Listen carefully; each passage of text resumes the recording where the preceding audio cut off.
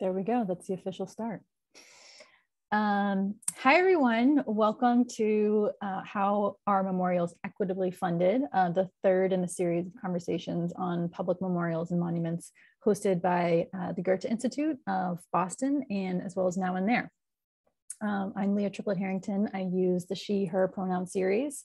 I'm the curator here at Now and There, and I'm super excited for this conversation. Thank you all for joining us during your lunchtime or evening hours, depending on where you are in the world. I want to acknowledge first that Now and There and the Goethe Institute of Boston are on the unceded land of the Massachusetts people. We acknowledge the Massachusetts people past, present, and future. And our projects and related events must acknowledge that it was founded, that our lands are founded upon the exclusions and erasures of many Indigenous people. As I mentioned, I'm really excited to spend this time with you all and continue our conversation on the multifaceted and ever-evolving role of monuments in public space. This is the third of our conversations. I think we're going to link to some of the recordings so you can check out the first two. But we're bringing Boston local and German global perspectives together as Now and There prepares to mount Somersets, which is an installation by Juana Bondo, asking us to reimagine our role in the construction of collective public spaces by intervening on the monument to Sam Adams in Dock Square near Faneuil Hall. So these conversations have been really fascinating and helpful as we kind of contextualize how we as a society and we as a region understand public symbols in our public spaces. If you don't know, Now and There is dedicated to temporary and site-specific public artworks like Somersets that open up public spaces for contemporary art and dialogue, therefore reimagining what spaces could be. We don't commission we don't commission permanent work. We are temporary and site-specific, hence our name. But our friends and colleagues at the Boston Art Commission shepherd those projects into being. And if you're curious about some of those permanent monuments and memorials, please check out their meetings, which are open to the public and on Zoom the second Tuesday of every month from 4:30 to 6. We'll be dropping that link into the chat as well. Those are fantastic ways to get up to speed on what's happening around permanent memorial making in Boston and to actually participate in it. So they do take public commentary, and that's the way that you can do that. There's a lot going on. There's a lot to catch up on if you're interested. Some of you in Boston might be familiar with the King Memorial to Martin Luther and Coretta Scott King, which had their groundbreaking a couple months ago. That's funded through a private and public partnership. And you can get updates on where that project is at those meetings. There's the Justice Edward O. Gordon Veterans Memorial in Nubian Square, which is created by Faye Cunningham, amazing Boston artist who recently passed away. You can also get updates there, see the many projects that are coming to life. So thinking carefully about money and funding is integral to reimagination. Our conversation today is very much focused on the future of funding, and we'll use two funding structures as examples of new and more equitable ways to support public art in communities. I'm really excited for them to talk to us about strategies that they've implemented to that end, as well as barriers they've faced along the way and how they've overcome them. So with that, I'm going to turn it over to my colleague, Annette at the Goethe Institute, who will introduce our moderator and take us into the rest of the program. Yeah, thanks, Leah. And hello to you all. Thanks for joining us here and on the other side of the Atlantic. My name is Annette Klein, as Leah said, and I'm program curator here at the Goethe Institute in Boston.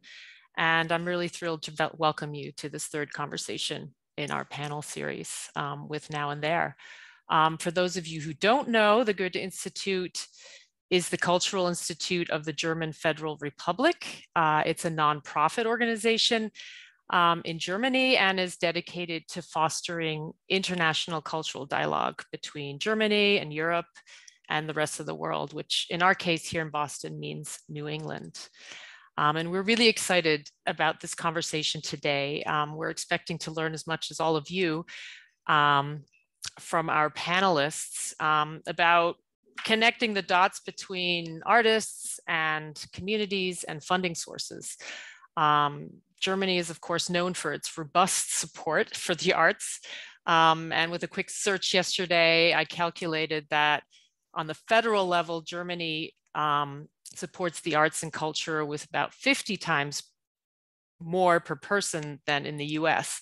And if you go down to the state and communal levels, that's where Germany actually supports a lot more heavily. So there is a lot of support there, but as government funding has it, there's a lot of bureaucracy, there are hoops to jump through, a lot of politics involved often, and in the end, top-down decisions. And so there is a need to navigate, to try to figure out alternate ways of funding projects. And it often, this kind of funding doesn't necessarily reach the communities and the artists equitably.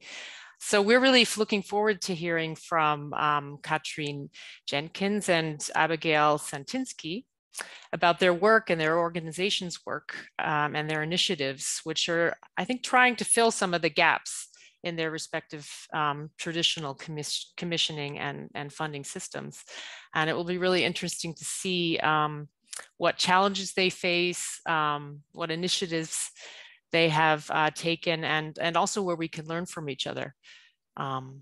So we can't think of a better partner to do this with than Now and There. This has been a really great series of panels, and we really admire Now and There and their work that they're doing in Boston with as well, connecting artists and communities and creating dialogue around really important topics in the public space. And we're really looking forward to Somersets with Juan Hobando coming up in July. So I'd like to start things off and introduce Devin Morris, who is our moderator in chief. He's been moderating these discussions since the beginning and doing a fantastic job, asking a lot of really tough questions and taking us through these panels. Devin is the co-founder and executive director of the Teachers Lounge, which was founded in 2018. The Teachers Lounge is dedicated to creating and curating spaces intended to increase the recruitment, revitalization, and retention of educators of color around the greater Boston area. Devin is clearly very passionate about community engagement, equity, education, and has used this passion to work with schools and around Boston and New York City as a teacher and mentor, and is also sitting on several local and national coalitions supporting the diversification of the teacher workforce. So with that, I'd like to, I hope you all enjoyed this conversation. I'd like to pass it on to Devin, and I hope that you will participate with comments and questions in the chat function. And on to you, Devin. Thanks, Annette. Welcome all. Good afternoon to those of you stateside, and good evening to those of you abroad.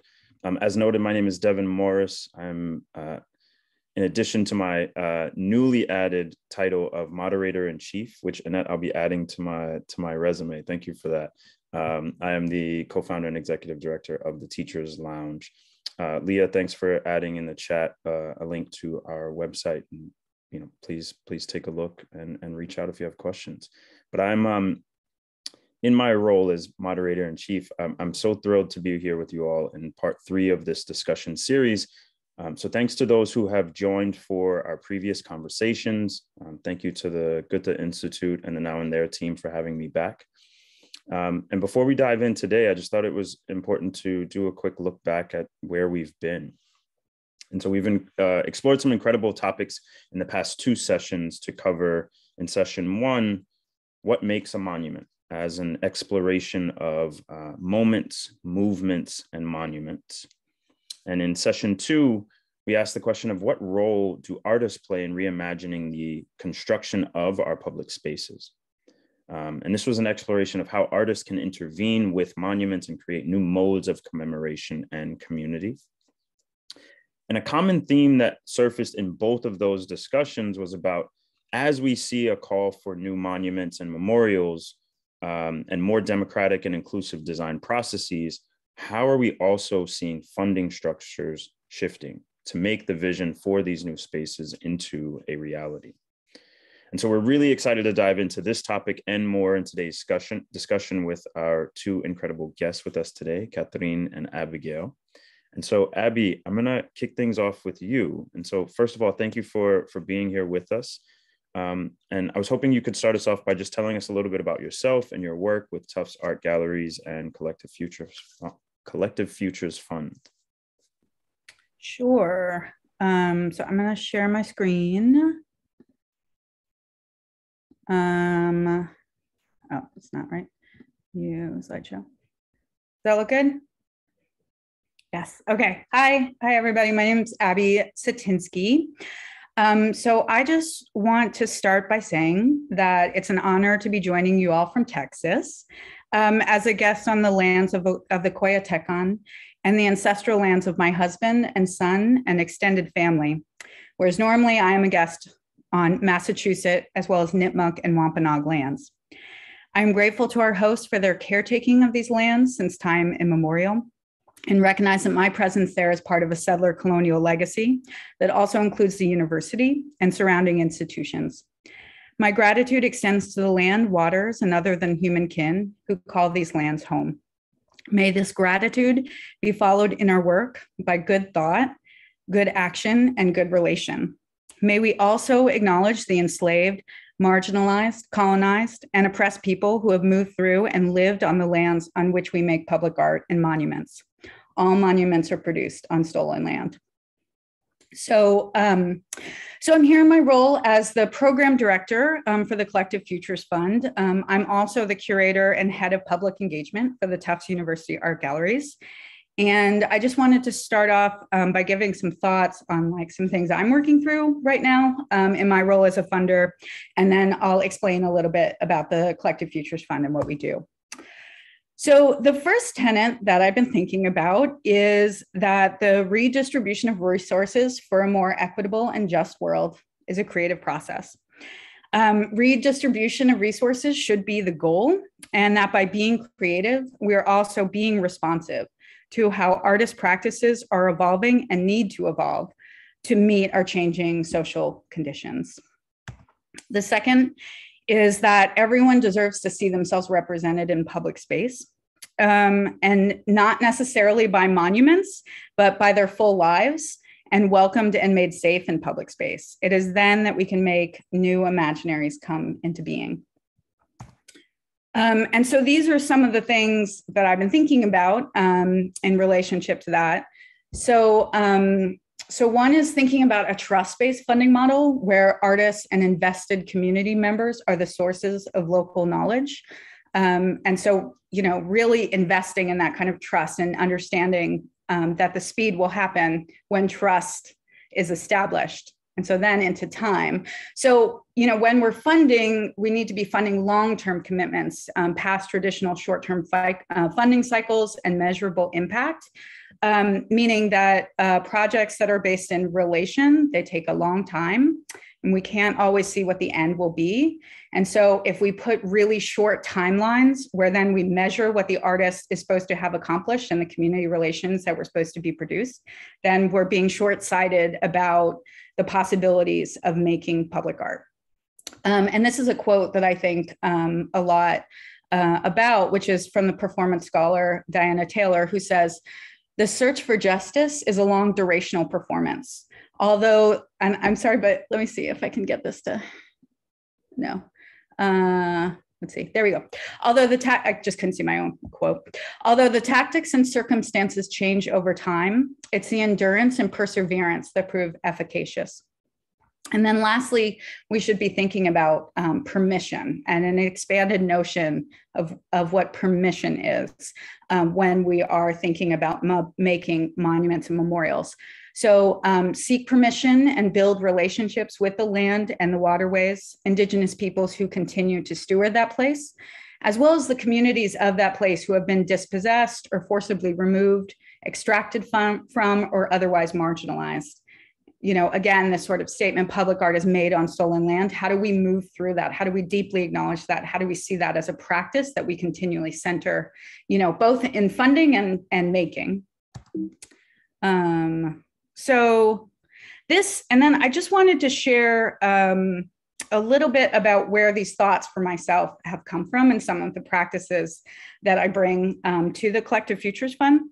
So in Chicago in 2006, I started an artist-run space called Incubate, where we thought about sustaining artists as a creative process. This was sort of our research space. It was a residency program.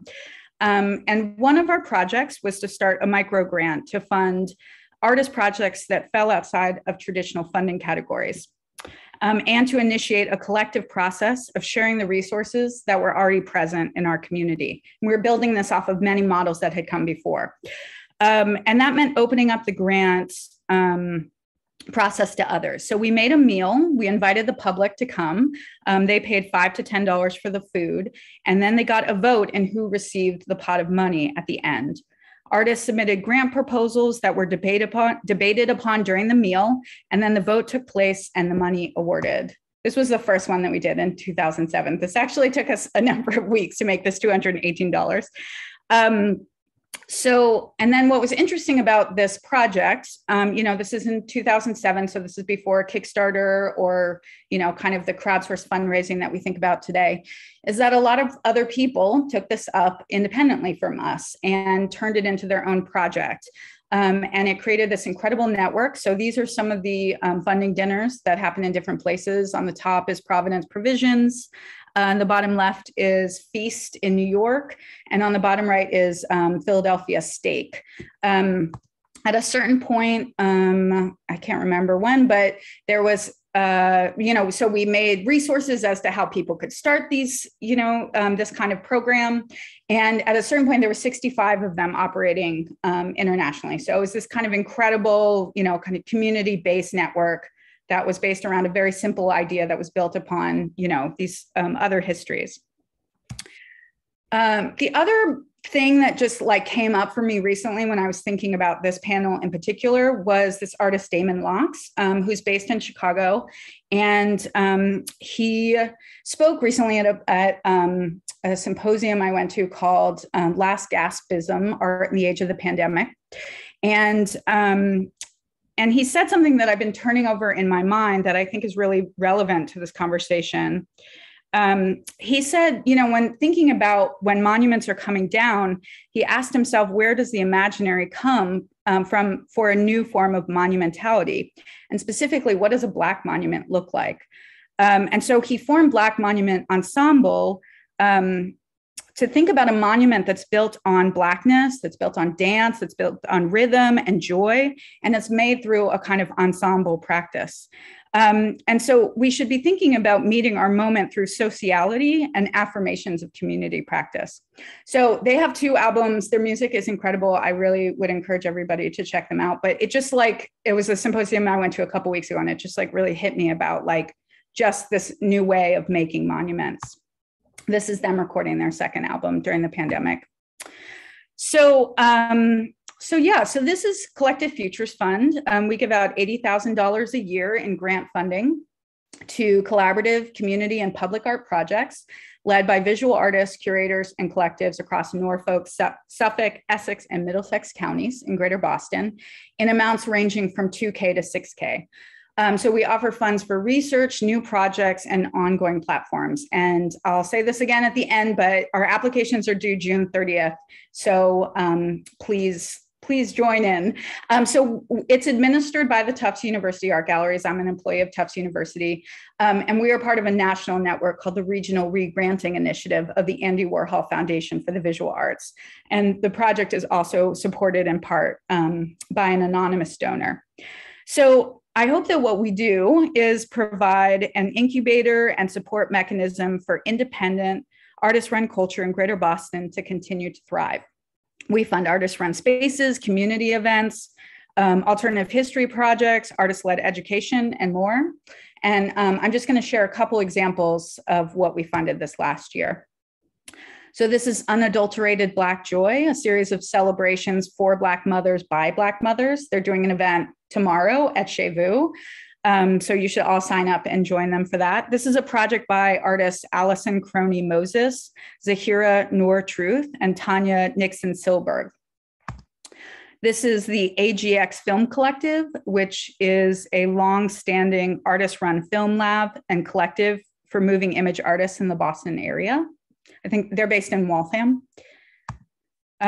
This is You, Me, We's Dystopian Revolutionary Gallery Pod by the artists Marlon Forrester and J. Pix Belmer, and with some support by Casey Curry, which is essentially a photography gallery that's integrated into seating platforms that we installed around Boston. This is Holding Space Archive. You can learn about all these. I'm just like gonna give you some examples as an overview, but you can go on our website and learn more about these incredible projects. This is Holding Space, an online exhibition space and archive by chronically ill and disabled creators. It's a project by independent curator Whitney Mashburn. And then this is House of Threes, which is a queer collaborative safe space built by and for community to heal, nurture, and protect each other. And it's led by artist Po Koto. So all these artists, you can find them on our website or, just by individually searching. And, they're all in a kind of state of becoming. When we fund folks, we ask them to begin their project. We don't ask them to end it. So that's sort of part of our model. And I just wanted to end by saying the projects of Collective Futures Fund are held and led by specific groups of people to center their needs and experiences, but are also grounded in the spirit of generosity and publicness for others outside their community to learn from and support, or to just leave alone. A sociality out of which new forms of monumentality can emerge, because we know what public space looks and feels like when it's driven by the interests of corporate and real estate greed and white supremacy. And it is not serving any of us in the social emergency that we're living in.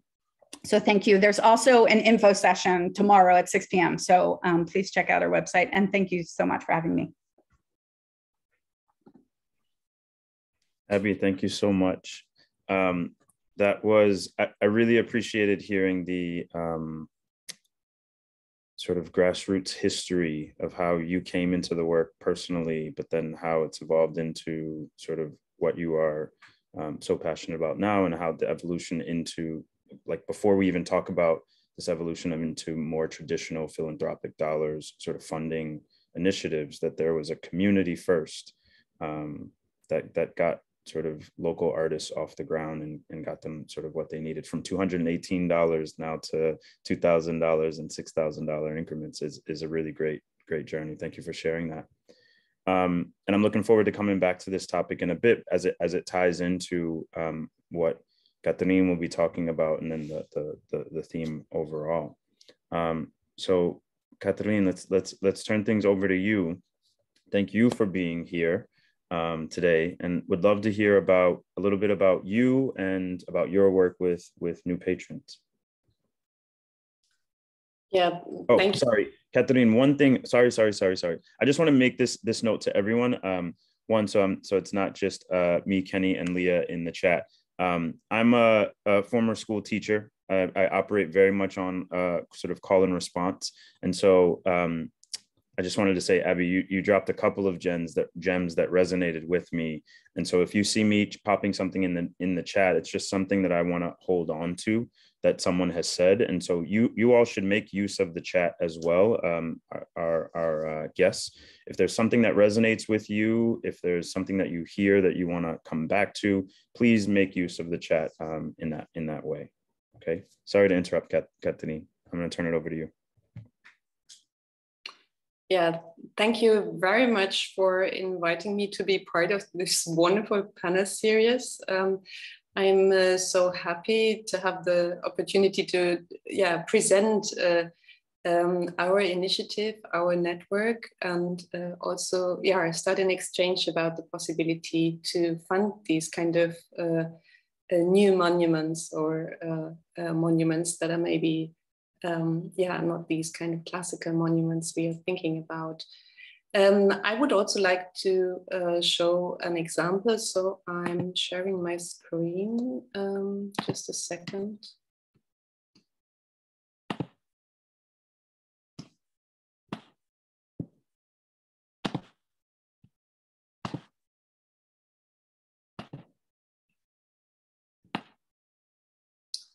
I hope you can see it.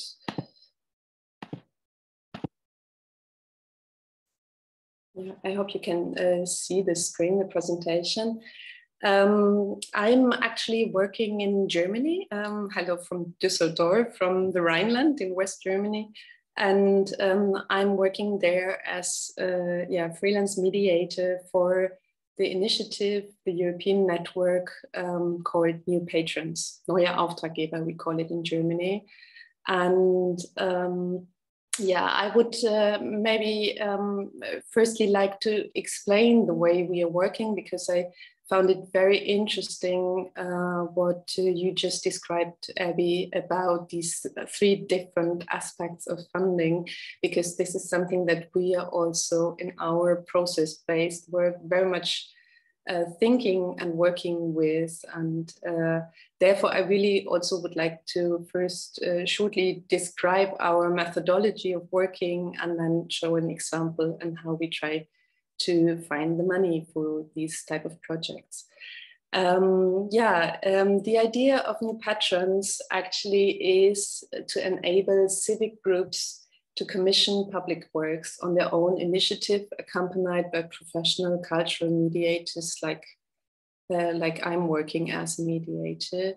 So, of course, artists have always worked on commissions, but commissions are mostly connected to juries and the privilege of affording the work of art. And the idea of the bottom-up initiative, New Patrons, actually is to empower people to become commissioners and to give their concerns a voice and a form. So the initiative started in France, actually, in the early 90s as Nouveau Commanditaire, with the help of the Fondation de France, like the largest philanthropic network in France. And and as you can see on the map, it was formed over time also in other European countries like Belgium, Spain, Italy, Greece, Switzerland, and beyond. And we are in exchange as a European network. And most of the projects until now were realized in France, but in Germany, we are for the last year working in 4 different land and industrial regions in East and West Germany on about around 15 projects, working with commissioner groups from different generation and also from rural as well as urban contexts, and with artists like Antje Majewski, Ruth Buchanan, Daniel Knorr, Jakub Szczesny, Lo Provo, Kerstin Brech, Sascha Walz. And I'm just working as a mediator with local groups in the Rhineland, especially in a city called Mönchengladbach. You can see examples of our so-called first phase, when the exchange between the commissioners and the artists starts. The first French mediators started their exchange with local group in south of France, in Burgundy, and thereby already following a kind of manifest, which has been conceived by the artist François Ayres in 1990. And this, we call it the protocol, is still our DNA and describes the different roles of actors in the process. The protocol has a decidedly social political ambition. It's promoting outreach in contemporary art. And the debates conducted in the early 90s about questions of globalization, institutional critique, relationality, context, sensitivity were very important sources, as well as French social philosophy by, for example, Bruno Latour. So what I find really still remarkable about this kind of methodology is the reversal of the classical production process. So it's the citizenry is not assigned the role of the participating audience that receives or interacts with an artwork, but brings and initiates and accompanies the process from the very beginning. Instead, the artist is invited to artistically interpret the given theme, the question, or an event or a spatial situation with his kind of external perspective. So in the beginning, it is not clear what kind of artistic form or artistic project will come out of it. So this is also referring to what you were saying, maybe. The practice of a mediator actually focuses on the promotion of agency. So knowing both perspectives of commissioners and artists and the context, the mediator organizes the cooperation of the often very different actors and gradually involves together with the commissioners for the public administration and funding bodies.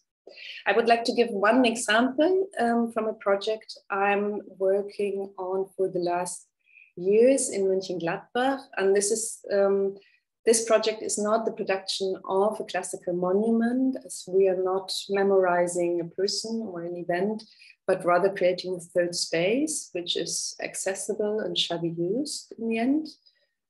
And at the same time, as you already have discussed also before in the panel series, memorial culture, of course, is an important issue in Germany, as you all know. And in this context, the project I would like to talk about is also an intervention in an existing historic complex site. The city of Mönchengladbach has about 260,000 inhabitants and lies close to the Dutch border. The city's industrial ascent was mainly influenced by the development of the textile industry from the mid-19th century to the mid-20th century. And after the Second World War, a major structural change began, reducing the importance of the textile industry and establishing new economic and educational sectors. Still, the city faces a high unemployment rate. And the Association for Unemployed People, the Community Center for Unemployed People in Mönchengladbach, there is offering meals and advice for already 40 years now, and is linked to local tradition of workers' welfare. It is located in the city center in close neighborhood to the main important cultural and educational institutions. So the inner city of Mönchengladbach has many public functions, and for the last years is also undergoing a process of urban development. But at the same time, it is fragmentary as a public social space. The community center is, as you see, housed in a building from the 30s, which has been the former home of the Hitler Youth. So it is a dense and historically complex site through the particular history called up by the fascist architecture, as well as the dramatic industrial work history of the city. The community center has approached new patrons in 2018 with the search for an exchange about ideas on how bridges can be built between the different audience of the institution's inhabitants. So we somehow organized a kind of first roundtable, and a close dialogue developed between two neighbors, the traditional humanist gymnasium, the high school, and the unemployment center, with very different audience actually. So the unemployed, of course, are always seen solely as passive recipients of benefits, and the students of the high school with an excellent profile, on the other hand, seen from this perspective as the future of the city. But of course, they hardly meet, although they're neighbors. So how they can learn from different perspectives became the initial question actually of our dialogue. And the commissioner group then started to be scholars of the school and visitors of the unemployment center and their teams. As you can see, the unemployment center has this large garden directly adjacent to the inner city park. And the students of the high school and the users of the unemployment center decided that they want to heighten awareness of the social city context with using and hosting the garden in cooperation and opening it up to the city actually. Here you can see this type of commission that we are always formulating together with the commissioners as a kind of first public statement also. And I then proposed the Berlin-based New Zealander Ruth Buchanan to work together with the group. So we are not working with a competition here.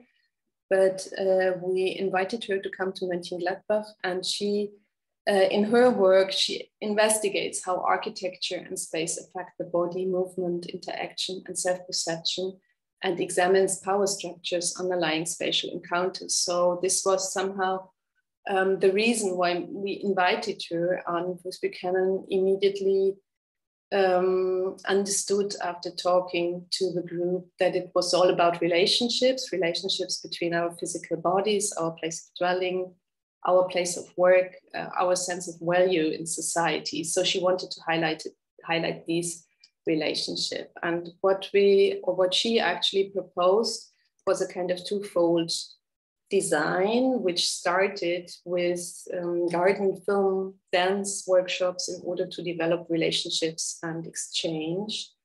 And she further developed a spatial design that comprises, so here you can see also some of the dance and film workshops touching issues of work, labor, and the relationship of healthiness and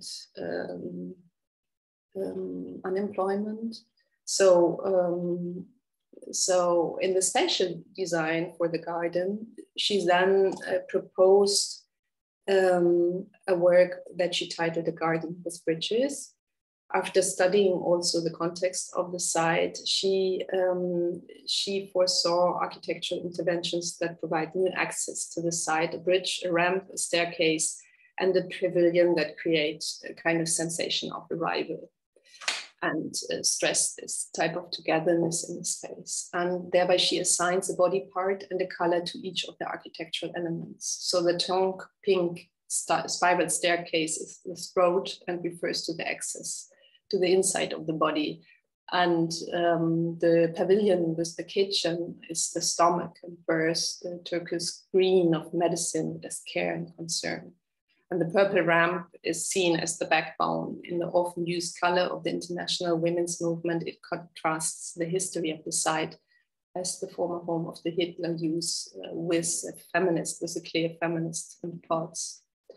So this was the design that the artist brought up. And this whole process actually, from the first research by me, the first contact with the commissioners, and the design by the artist, was funded by the Federal Cultural Foundation. The second phase, the project funding, the realization, is always then has to be found locally. So together with the local group, with institutional partners, we are trying to, or we are planning to realize this design this year, and thereby relied or are relying on this idea of an alliance of partners from the Ministry of Culture to the city to social and art foundations, because it's entering different fields and disciplines also, but also private engagement in order also to heighten the identification. Important in this second phase of the project was the collaboration with our so-called anchor point in the region. In our region, it's the wonderful City Museum at Taibberg. And already for several years, this museum is making an impact on the city with many projects in the midst of this structural change, and brought in its institutional expertise also for the execution of the project. But but what I can say is that since 2017, the German Federal Cultural Foundation has been funding a 5-year pilot phase in Germany in order to, with the aim to consolidate this kind of new patrons model, this kind of bottom-up model in Germany, and to integrate it in a network of European partnership. And so this was, I would say, very much relying on this idea of trust, to not knowing what kind of projects will come out of it. And at the moment, we are in a kind of transition phase. We just founded an association and want to exchange and broaden the expertise of mediation in this context. And in this phase, we also got funding also by the Federal Agency for Civic Engagement,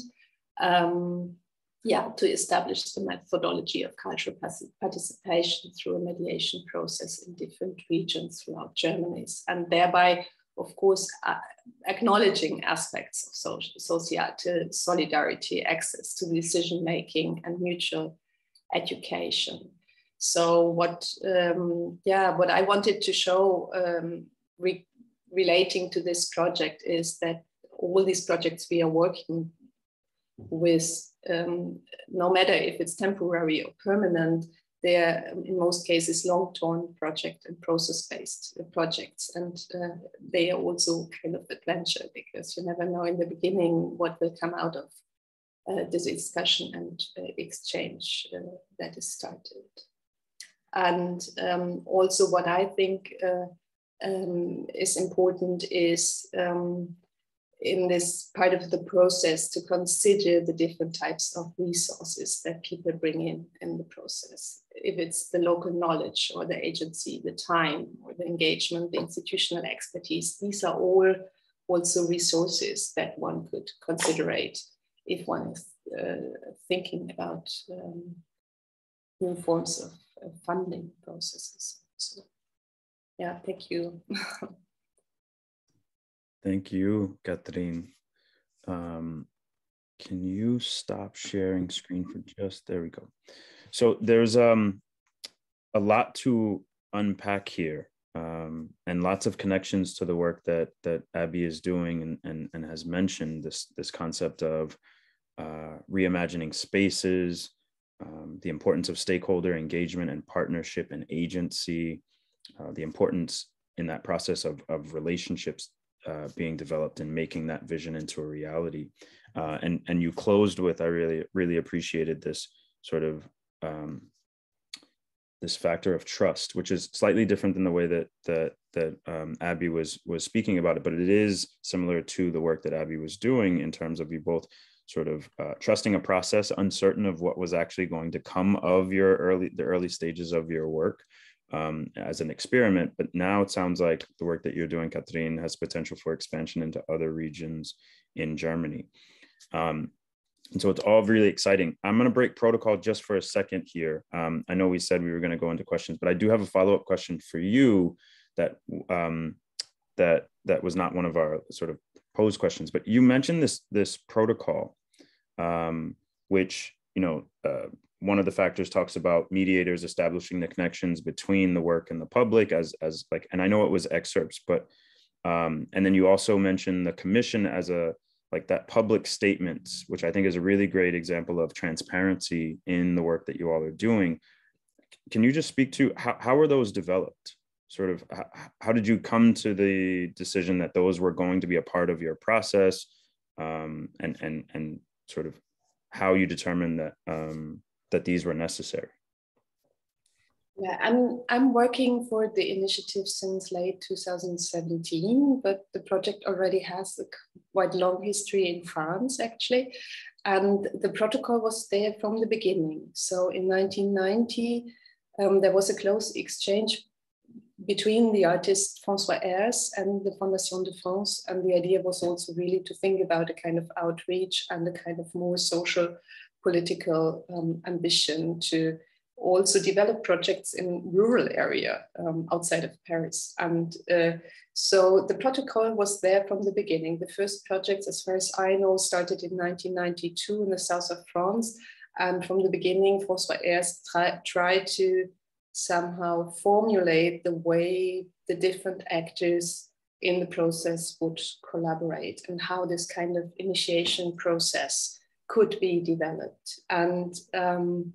And I also think that this idea of this common formulation of the commission is something that is practiced widely throughout all the projects. And in Germany, we have done it for all the projects. And it's also, as far as I learned, an interesting moment also to become conscious about the ambitions and to also formulate the ideas or the questions that come up for the later discussion with the artist who then comes in, or the wider public also. Yeah.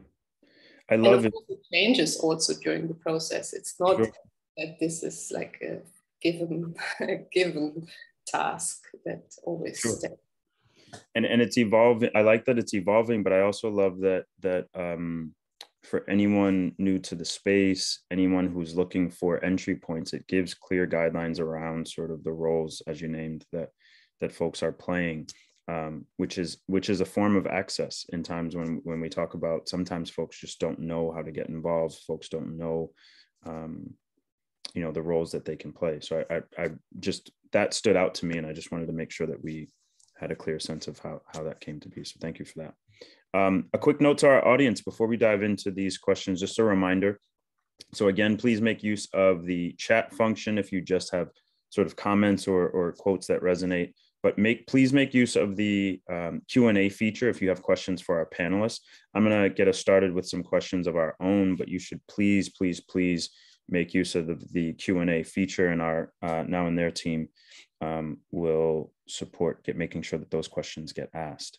And so question for you both is, how are you defining patronage or funding in your own respective orgs? And Catherine, you talked a little bit at the end about the different resources that folks can bring to the space. It sounds like beyond even just funding. And so we'd just love to hear how you all both are thinking about defining patronage and funding to your respective orgs. I can start, I guess.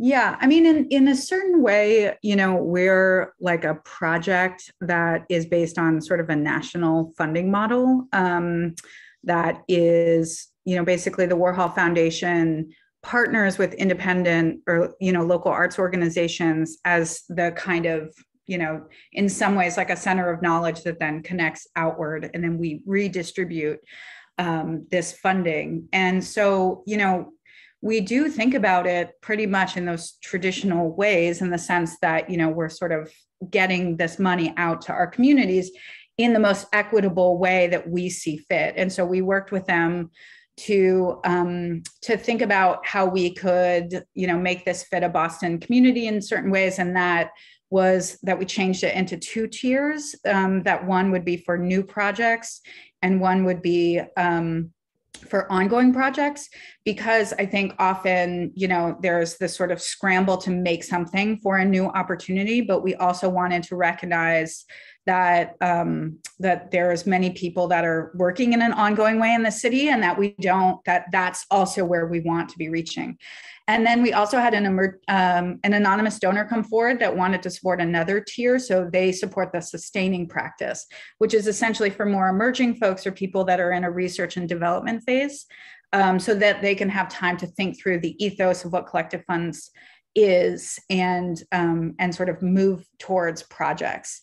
And so in that way, we're trying to address, a kind of larger ecosystem of support.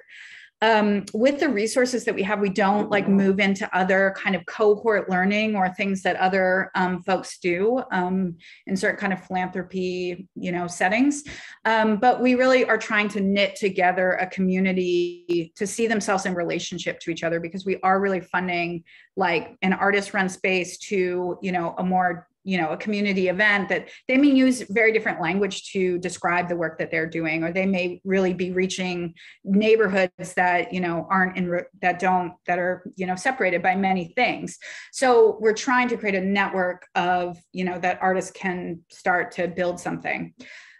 We are doing a collaboration with Boston Art Review in the fall to make an issue that highlights the grantees as well as talk about funding support. So it's always about kind of starting with the resource that we have and building outward and building relationships there. And then just one other resource I wanted to share, because I think it's where I see a lot of really interesting thinking going in terms of funding, is that Grant Makers for the Arts commissioned this new report on solidarity economies for artists. And they have, I'll put it in the chat. You can see it at art.coop. And I think that's just a really, I think that's what the website is. I'll find it. But I think that's a really important way to think about how funding can shift to thinking more about systems change and less about individual artists. And, it really highlights this idea of self-determination and community wealth. And those are the kinds of things that are being invested in rather than particular projects. And it highlights, among other things, the incredible work of Ujima Fund, who's based in Boston, which is the first democratically managed investment fund in the country. It's led by BIPOC folks and working class folks to, do non-extractive loans. It's like their thinking is so incredible. So, I think we have the resources that we have at the, Collective Futures Fund, and we're really always trying to imagine otherwise and imagine how artists are needing to be supported. And then we have incredible models that are here that are doing this work that we can, build relationships to for the artists that we're working with, that they can, that we can learn from them, and that, and that we can hopefully do the connecting that, is possible.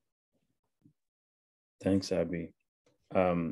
I want to hear more about the solidarity economies, but I like this concept of systems change in addition to supporting local and individual artists. I want to come back to that as we talk about sort of how we're seeing things evolve in a bit. But Catherine, anything to add there? Yeah, in our case, the new patrons are not the persons who are bringing in the money, but the ideas, the questions, the local expertise or urgencies, and are in most of the cases not coming out of the art field, but the artist is then stepping in later in the process. So it's very interesting to hear about this idea also to commonly decide on the spread of funds, as also in our case, it's like a big collaborative process. And also it's, of course, relying on the idea that the artist is also part of this process and reflecting and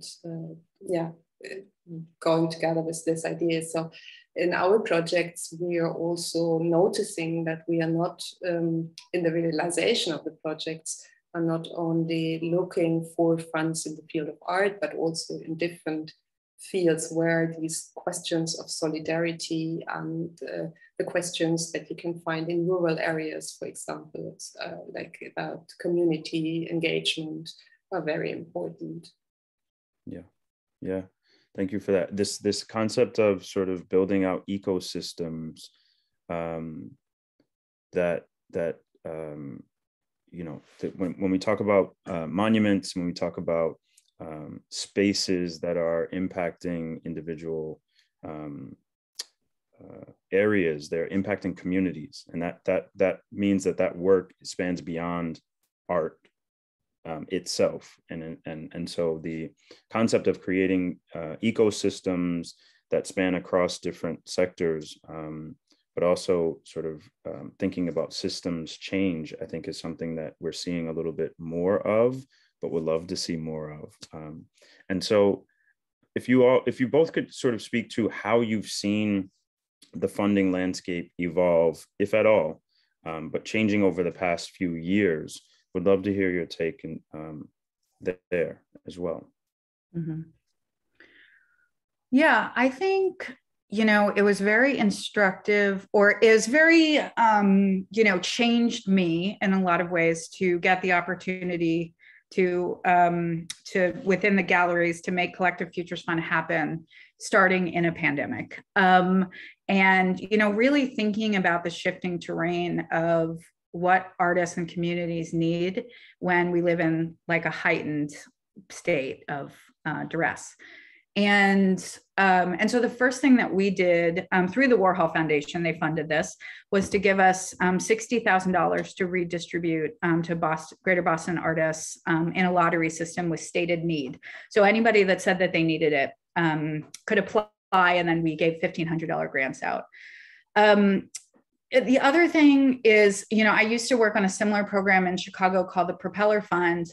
And I think 10, 15 years ago, like $6,000 was a meaningful impact and for a project. And now it's clear that $6,000 is just one small part of what is needed to produce this kind of work. And so I think really thinking through, just like acknowledging that, just like really understanding that. And, you know, when we started, I had a lot of other conversations with, you know, funders in the area, particularly one conversation I had with NIFA, with Kamaria Carrington and Kim Seto, where they were talking about how, like, during this time period, it is important for artists to have, you know, something that sustains their life, so then they can then make new projects. And so and a lot of artists also are talking about how they don't want to compete with each other, how that's not the kinds of, you know, systems that they want to participate in anymore.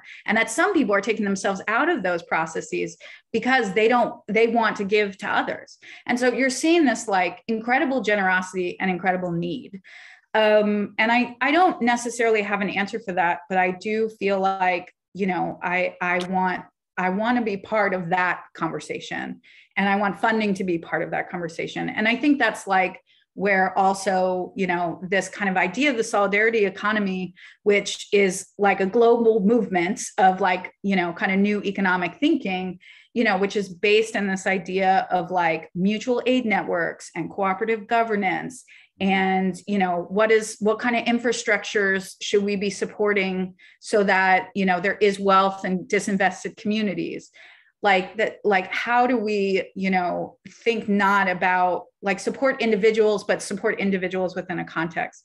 So yeah, I don't know, but I see that like this sort of generosity and need is like this, you know, is so rich, and we need to, you know, kind of all step into that. So I think that's a little bit where I'm at. Yeah, and this I want to come back and hear you speak a little bit more about sort of you all entering into the space of trust-based funding and how even that's an evolution of late. But the concept that you named around, you know, what we call scarcity mindset, this idea that we're all competing for limited dollars, is actually oftentimes rooted in with regard to our personal relationship with money.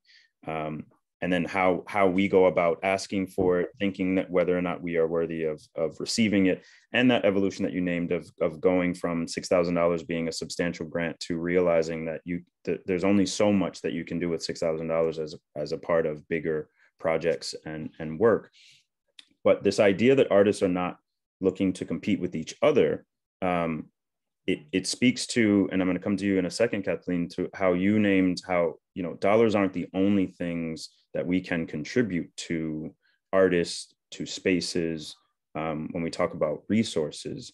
And what I have seen in the philanthropic space on the nonprofit side is this concept of even bringing organizations, or in your cases, artists together, right? Even if they are seeking funding, but that community, cultivating community amongst the artists, amongst other community resources and organizations, can change the landscape in and of itself. And it may spark the next project, the next monument, even if the dollars are not the thing that are being contributed in that space. And so, Kathleen, anything to add there? But I think I did hear you saying how even beyond the dollars, that there are ways in which folks are coming together to do this work that then, you know, provide resources, opportunities to artists and spaces and communities.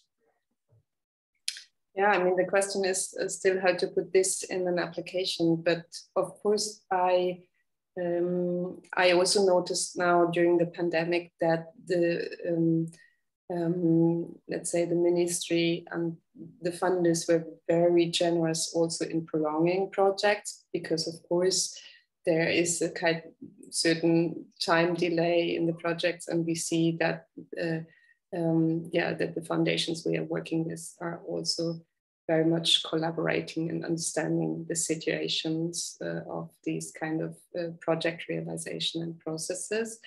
This is something that we noted. And what we are also looking for is somehow starting an exchange between different commissioner groups. Also, we are still in the pilot phase in Germany, but this exchange about this different way of working among the commissioners and maybe later also among the artists is also something that we, of course, find very interesting, because we are also not working in this classical mode of competition.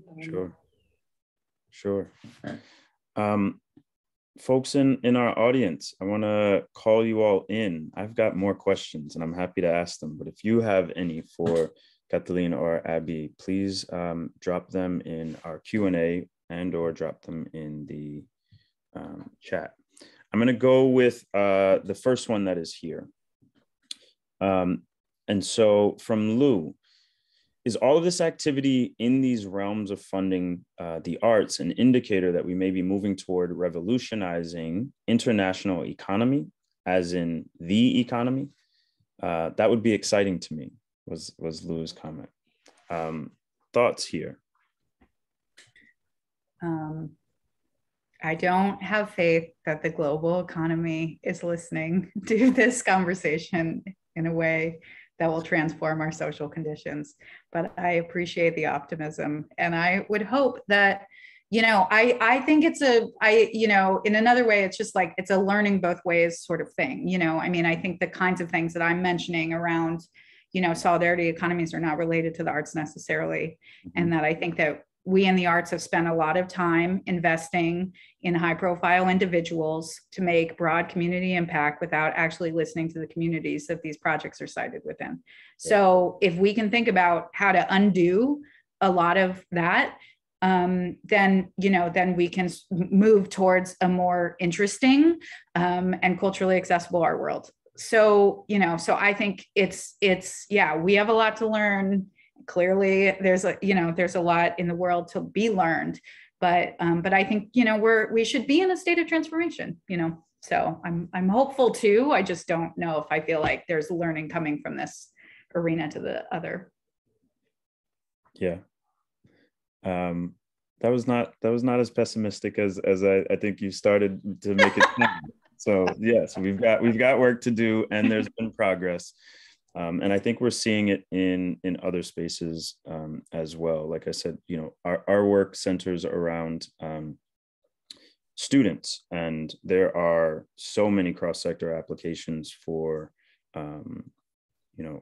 improving quality of life for students, both in classrooms as well as outside of. And so the ways in which we are pooling resources, opportunities, I have seen, and I keep saying I'm going to come back to this, but the implementation of more trust-based funding, I think, is a strong shift that will have implications on, as Lou put it, the economy long term. But it's a starting point for certain. And so, thank you, Lou, for that question. In the chat here, Kathleen, it says, so curious about Kathleen's title, mediator, and how do our titles or job descriptions need to change as we do this work? Kathleen, I don't know if you have some insight in terms of how your job title came to be or its evolution. We always say it's mediation in the process of New Patrons project. We are not trained as, let's say, classical mediators. I'm trained as a curator and art historian, and most of my colleagues also are working either as an artist or as a mediator or educator or art historian. And the term mediator is actually formulated already in 1990 by François Harris. So it has a French origin. And the idea is actually that one is communicating between these different perspectives of the commissioners and the artists, and then later also the wider public. So it's this kind of, organizing these encounters and knowing both perspectives, but then mediation in the context of the program of the patrons. But it's a and thank you, Leah, for that question. It is an interesting shift. We can talk about what should or should not be a part of a curator's process, but being intentional about the title and the role itself by seeking input and being connector to the different stakeholders is very different than just the title of curator. And that's not a knock against any of our folks who go by the title of curator. But I do think that it's an added layer of intentionality in terms of the role of the curator as the middle person between so many different worlds and views and inputs. So appreciate you for it, and I appreciate the intentionality behind it. I'm going to sort of circle back. Folks should feel free to add additional questions. But coming back to this question about sort of trust-based funding, my question to both of you is sort of, what questions are you asking before you commit resources to a given project?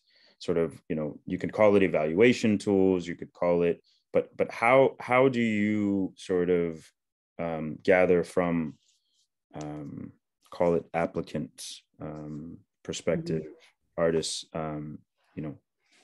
how you're making these determinations that you are going to move forward on a project? Mm-hmm. Yeah, I mean, I think in our application process, when people apply for a grant, the kind of criteria questions that we have that are also on the website for folks that are interested in applying is, how is this project thinking about experimentation within the discipline that it's working in? What is the kind of stated impact on their community, and how is that, being represented via images? Is there an intentional approach to engagement to publics that the project is putting forward? And yeah, I mean, that's, those are some of the questions that we ask. And then, on our jury, we have folks that are this year, because we're in our second year of project funding, we have someone who is a previous grantee, so someone who's been through the experience, somebody who's one of the funders in the regional regranting initiative elsewhere, and then 2 folks that are artists and curators. So, I think it's like trying to bring forward some kind of like intersectional set of jurors every year to really think through those questions from their perspectives in different ways, creates that kind of trust. But yeah, and so I think that we're really looking for, how is this not an individual studio practice? How is collaboration at the core of this? And then is there some, kind of perspective that, needs to be seen? And then, with those questions being answered, then those selected projects move forward. And then I think, in terms of trust, like, again, maybe it goes back to the idea that we're, it's not major impact funding. It's really about, kind of like getting something moving forward. But we really, don't ask at the end for that kind of, impact statement. But we want to be brought along on the process with artists so that we can learn from them, not so that we can make them involved in our bureaucracies that are demanded through our institutions and our funding models. So, it's to me, it's really about like, they have something to teach us. Mm-hmm. And then we have to support them in that process, and not that we are like, funding with the intention that we're going to tell them how to make public art. We're going to tell them how to work in their communities. And, like I'm coming from the university, I'm coming from the institution, like, the forms are changing. And that's something that I need to be open to, that I need to create a set of conditions to be open to. And so one of the things we're working through is we're going to try and form a community council to kind of help us with all of those things, like an advisory group, because, we're at the university and we are starting at not being accessible. We're starting at not being connected because of the barriers of higher education, not in particular because of us in particular. So yeah, those are all the kinds of things that I'm trying to work through, and sort of saying I'm into trust-based funding, going into our second round. So yeah. That's great. Thanks, Abby. Catherine. We are at the moment in this kind of transition phase where we are also thinking about like in kind of new organization of mediators, like how to finance ourselves, and then also the requested projects. And I think what is really important for us is always the first encounter and get to know these kind of questions of urgency and the willingness to become engaged in such a process. Because in the beginning we always not so much talk about a specific artistic idea, but more kind of a local question, a local thematic. So we are very much looking for this type of agency and this willingness to work together as a group in this kind of process or adventure, as we call it, and also try to learn to find out more about the context of this question and negotiation. Yeah, and the as you put it, the local questions and thematics that sort of arise, how are those sort of determined?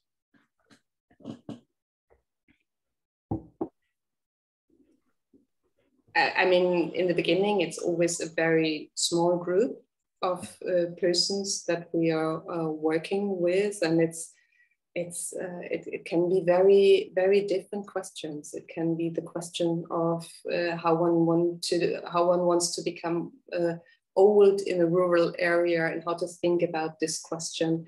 But it can also be a question related to thinking about a situation of migration in Germany and how to communicate these kind of futures one has.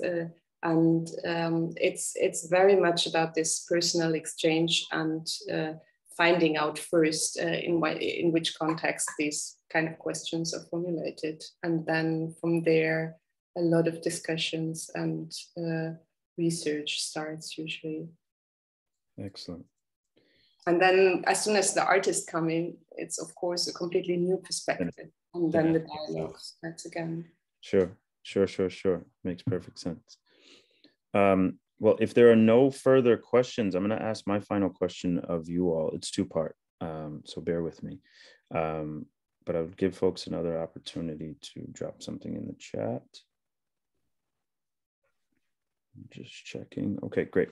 So think of this as your sort of closing statement. If you could sort of summarize what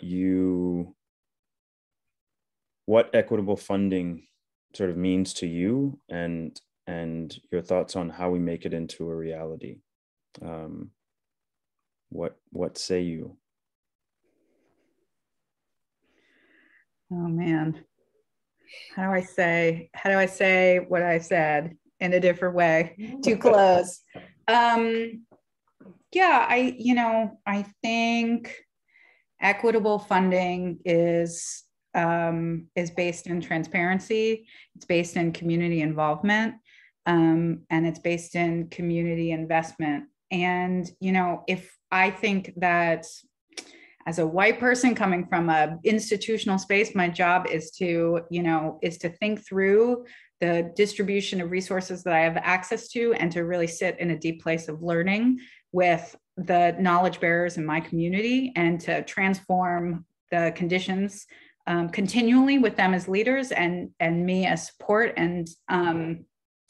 And I hope that I get to, and so I don't know. I think that's sort of part of the process for me. And so, I think I just am grateful. And I think, that reality is like continuing to honor each other, like to honor these perspectives and the artists that are living here and to understand the ways in which the ways in which we are on stolen land, the way that which we can, deeply acknowledge that, the way that we can, think about the dispossession that is continually happening in the city. So we have to continually be thinking through the context in which artists and community are making their work. And in order to make equitable funding a reality. So we have to undo institutional power. No big deal. Thank you for that, Abby. I mean, for us, it's of course also a big question mark, although I have to say that for us, it's also really interesting to have this exchange as a bottom-up network with institutions also, because this is also how our model is thought in Germany, that there are institutions we are collaborating with in a way and also relying on their institutional expertise. Yeah, big question mark, I would also say. And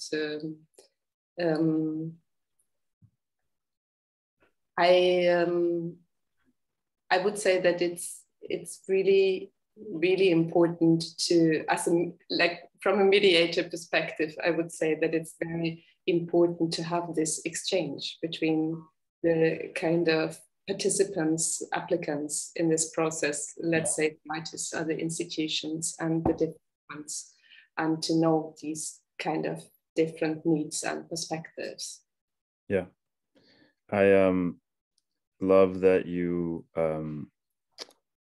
both lead with humility, but you're both doing it. You're both on the path to figuring it out, and I appreciate you all sort of being here today and sharing your journeys with our group, and sharing your truths, and it takes a lot to to say I don't know, but again, I just want to reiterate that you all have dropped so many gems today in examples of the steps that folks can take, and that you are steps ahead of where many have not even entered into. And so again, appreciate all of your contributions today.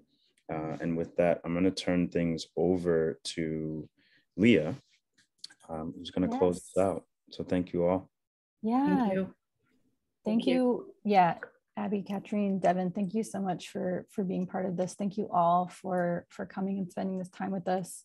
I think there's a lot of question marks, and we are in a moment of transformation, but I think transparent and open conversations like this is how we move the dial to more accessibility and equitability around funding. So thank you all for bringing so much. I also want to thank NEFA for their support of their program. They were mentioned in our discussion. We dropped a link in there. And I also do want to put in another plug for Collective Futures Fund. Those applications, if you're in the greater Boston-based area, are due next week, June 30th. So get those in. Otherwise, I hope if you're in Boston in July 18th through August 18th, come visit us down at Somerset's, which will be in Faneuil Hall. And again, thank you so much to our panelists, to the Goethe Institute, and for you all for being here.